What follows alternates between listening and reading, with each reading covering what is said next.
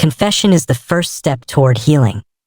Pushpin, don't forget to subscribe to Tears and Truth for more powerful stories that reveal the pain behind the smiles. This story begins on an ordinary Tuesday, but nothing was ordinary about the truth I uncovered. When I first met Adam, I thought he was everything I ever wanted. He was charming, attentive, and said all the right things. He opened doors, remembered my favorite coffee order, and looked at me like I was the only woman in the world. Everyone said I was lucky. Even my mom, usually suspicious of any man I dated, gave her quiet approval that we had only been dating for 6 months when he asked me to move in. Felt fast, but he made it sound romantic. "Why wait?" he'd said, pulling me close. "I want to build a life with you now." At the time, it felt like a fairy tale. Finally, someone who wasn't afraid to commit. I said yes. Looking back, the first red flags didn't seem like red flags. They looked like love. He didn't like when I went out with friends. "I just miss you too much," he'd say with a pout.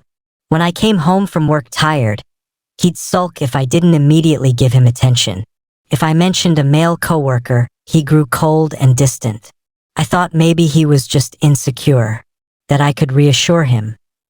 But things escalated, slowly at first, then all at once he started criticizing the way I dressed. "Do you want other men to look at you?" he asked once, when I wore a sleeveless dress. I laughed, thinking he was being silly, but he didn't laugh back. He told me to go change. "If you respect me, you'll respect my boundaries." I changed. Soon he was monitoring everything, my phone, my emails, even my social media. I wasn't allowed to post anything without his approval. "It's for your safety," he'd say. "You don't know how men think." When I pushed back, he accused me of being secretive, of hiding things. "If you have nothing to hide," he'd say, "why does it bother you?" So I stopped fighting. I thought I was choosing peace. I thought this was just what relationships looked like when you truly cared. I didn't even notice how isolated I was becoming. Friends stopped calling. I started skipping family dinners. I told myself I was just busy, that Adam needed me more.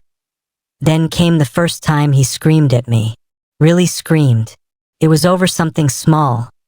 I'd forgotten to buy his favorite brand of cereal. His face twisted into something unrecognizable. His voice cracked from yelling so hard. His hands balled into fists at his sides.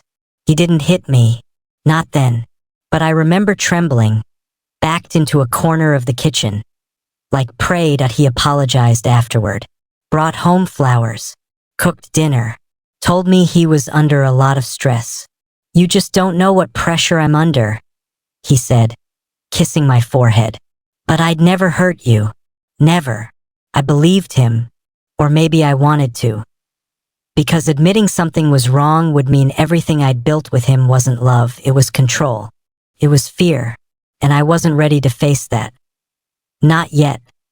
But deep down, something in me was starting to shift. I'd begun to wake up in the middle of the night, my heart racing. I'd started checking the locks more than once. I found myself smiling less, laughing less, and when I looked in the mirror, I didn't recognize the woman staring back. She looked tired, trapped, afraid. But still, I stayed. Because I didn't know how to leave. Because I wasn't ready to confess the truth, not even to myself. On the outside, we looked perfect. People at work would gush about how lucky I was. "He's so into you," they'd say. "You're glowing."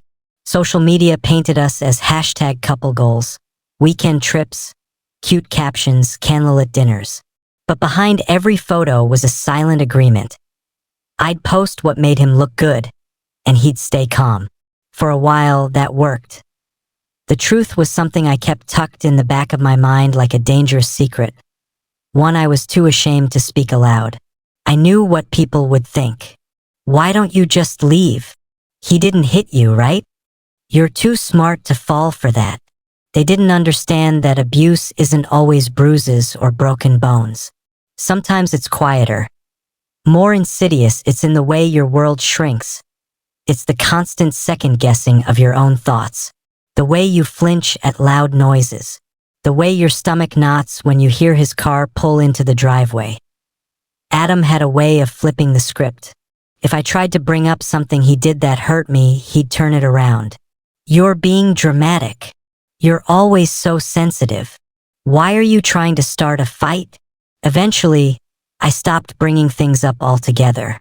Silence felt safer. One night, I went out for dinner with a coworker. A group thing, nothing more. I didn't even tell Adam. Just said I had to stay late at work. A tiny rebellion, but I knew what I was doing. I just wanted to feel like myself for a moment. When I got home, he was waiting. He didn't yell. He didn't throw anything. He just sat on the couch in the dark. His face calm. Too calm. Did you have fun? He asked. I nodded, heart pounding. Yeah. Just catching up on a project. He smiled, but his eyes stayed cold. That's funny, he said, holding up his phone. Because one of your coworkers tagged you in a photo. With a guy. My blood ran cold. He stood, slow and deliberate, like a snake uncoiling. You lied to me. I didn't. I started. He grabbed my wrist. Not hard. Not enough to bruise. But firm enough to make me shut up. You don't get to lie to me, he said, voice low. You made me look like a fool. I pulled away, and for a split second, I saw something flash in his eyes. Something that made my breath catch. He was calculating, weighing his next move. And then, just like that, he backed off, smiled. Go to bed, he said softly. We'll talk tomorrow. But I didn't sleep that night. I lay awake, clutching my phone like a lifeline. I wanted to call someone. My mom, my best friend, even a hotline. But I couldn't get the words out. What would I say? I think I'm in trouble, but I'm not sure. He's never hit me, but I feel like I'm disappearing. I deleted the photo on social media. I made a mental note never to lie again. Not because I agreed with him, but because I didn't want to face what might happen next. The next morning, he made me breakfast. Pancakes. My favorite. He kissed my cheek and said he was sorry for scaring me. Then he asked me for my phone password. And I gave it to him because by then, I wasn't just scared of what he might do. I was scared of who I was becoming. A woman who handed over her privacy like it was no big deal. A woman who said sorry for making other people uncomfortable. A woman who once dreamed of independence and now couldn't go to the grocery store without permission. That I had become someone I didn't even recognize. And that was the scariest part of all. That it was a Sunday when everything finally cracked. We were supposed to go to brunch with some friends. Something Adam rarely agreed to, but I'd begged. Just for a couple hours, I'd said, trying to sound light. It's been a while since we saw anyone. To my surprise, he agreed. I felt like maybe, just maybe, things were getting better. I wore a long-sleeve blouse and jeans. Conservative. Neutral. Safe. I made sure not to wear lipstick. Adam had once said red lips looked too inviting. We barely made it to the front door. He didn't like the way I was looking at myself in the mirror. Trying to impress someone? He asked. No, I said, instantly anxious. Just trying to look nice. He stared at me. For who? I don't know, everyone? That was the wrong answer. In a flash. The mood shifted. He slammed the door shut and walked toward me, slow and menacing. Do you think I'm stupid? He hissed. Do you think I don't see the way you look around when we're in public? I'm not. I started, but he was already shouting. It was the loudest he'd ever been. He backed me into a wall, his breath hot and furious. His hands never touched me, but his words landed like fists. You want attention? Go get it, then. Go be the neighborhood whore. I froze. That word, whore, echoed in my ears. I didn't even cry. I just stood there, stunned. Every part of me going numb. He stormed out, slammed the door behind him, and I sank to the floor. That moment, me sitting on the cold tile, arms wrapped around my knees, afraid to even breathe. That was when I knew that I was in an abusive relationship. Not toxic, not controlling, not difficult, abusive. And I wasn't okay. I thought about calling someone, but I hadn't kept in touch with anyone long enough for that call to feel normal. I was afraid to go to my family. They'd always told me to pick wisely, that love was sacred. I didn't want them to see what I'd allowed. I didn't want to see it either. But something broke open in me that day. The spell cracked. I started Googling things. Quietly, secretly. Signs of emotional abuse, gaslighting, coercive control. I read article after article, and my heart sank with every bullet point. It was like reading my diary written by strangers. I wasn't crazy. I wasn't overreacting. I wasn't alone. A week later, I made a secret trip to the bank and opened a separate checking account. I started putting away bits of money. Cash, mostly, hidden in an old tampon box in the back of a drawer. I knew it wasn't enough to escape yet, but it was something. It was hope. I also started documenting things, conversations, texts, the way he spoke to me when he thought no one was listening. I emailed them to myself, to a private account he didn't know about. It was like building an exit in slow motion. But I still wasn't ready to walk through it. Not yet. Because abuse messes with your sense of time, of worth, of reality, convinces you that staying is easier than leaving, that the devil you know is better than the unknown, that maybe this time will be different. But deep down, I knew it wouldn't. I was waiting for the next explosion. And I was terrified it might not be just words next time. The final straw didn't come like a movie climax.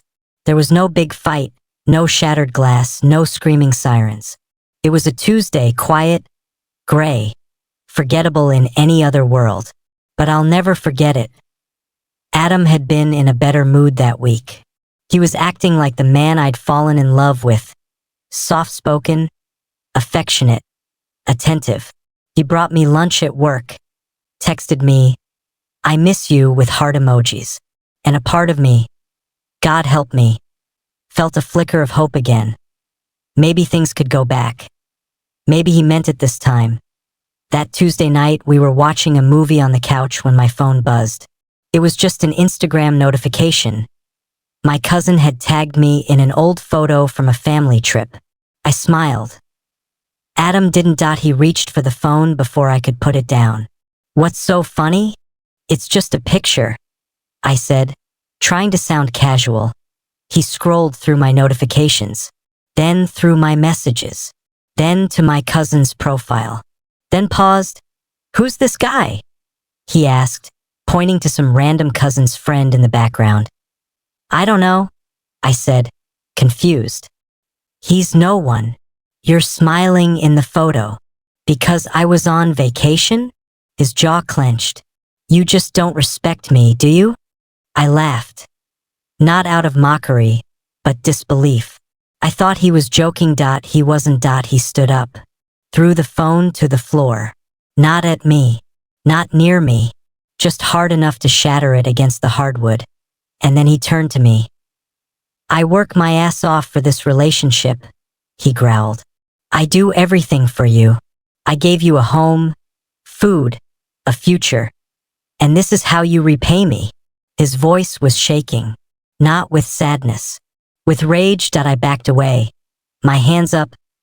"I'm sorry," I whispered. My body went into autopilot. "I didn't mean to upset you." He advanced on me. "You're always sorry, but you never change. You think you're so smart? You think you can do better than me?" My heart pounded. I thought about the knife drawer behind me, and I hated that the thought even crossed my mind. I hated that I had to think in defense inside my own home. Then he said it. "If you ever leave me, I'll ruin you." Just like that. Not yelled, not screamed. Calm, flat, certain. That was it. Something inside me shattered, but this time it wasn't fear. It was clarity. I waited until he fell asleep. Then I packed a bag. Not everything, just enough. The cash I'd hidden. My ID. My documents. The cheap burner phone I'd bought at CVS 3 weeks earlier. And I left, I didn't even leave a note. I slept in my car that night, parked behind a gas station 2 towns over. I turned the ringer off. My real phone was dead from the smash, so there were no texts, no voicemails. Just silence. I cried until I couldn't cry anymore. My body was shaking, not from cold, but from adrenaline. I thought about everything. The dinners, the fake apologies, the way he'd hold me right after he'd hurt me like he was the one saving me. And I realized that wasn't love, that was control, that was fear dressed up like romance. And I had been surviving, not living. The next morning, I called a domestic violence hotline. The woman who answered didn't rush me, didn't interrupt. She let me talk, really talk, for the first time in years. And when I was done, she said the words I didn't know I needed. You're not crazy. And you're not alone. The shelter wasn't what I imagined.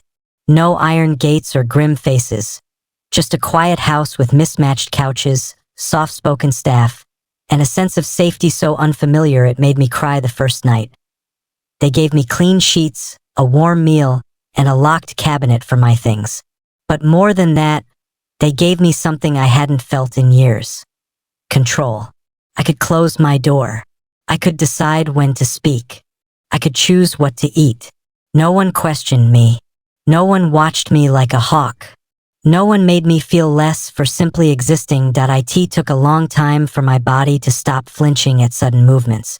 Even longer for my voice to feel like mine again. I'd spent so long editing myself.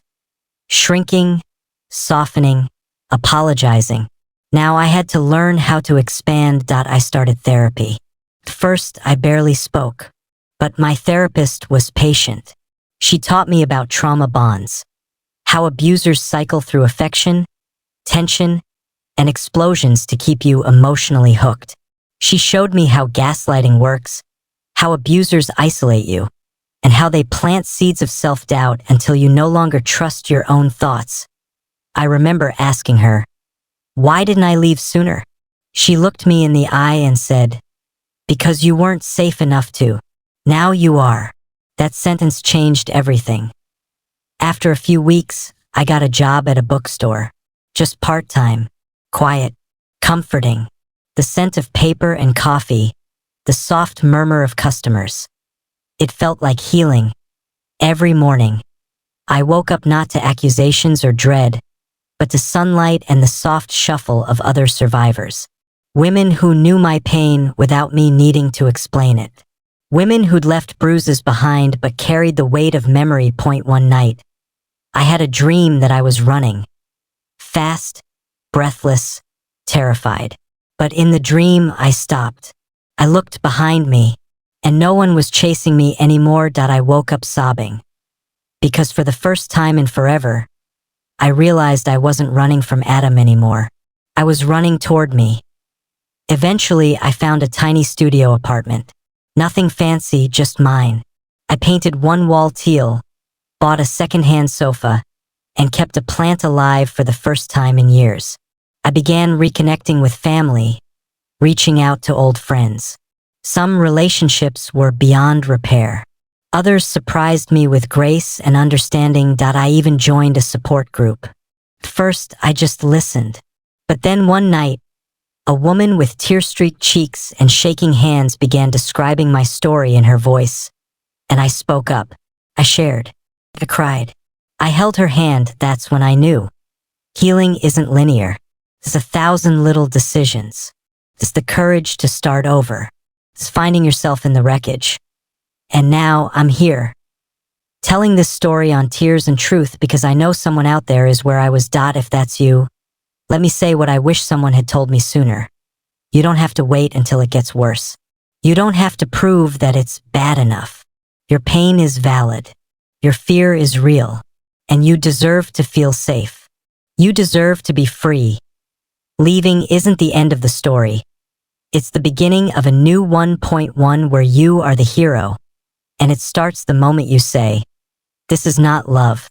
I deserve more.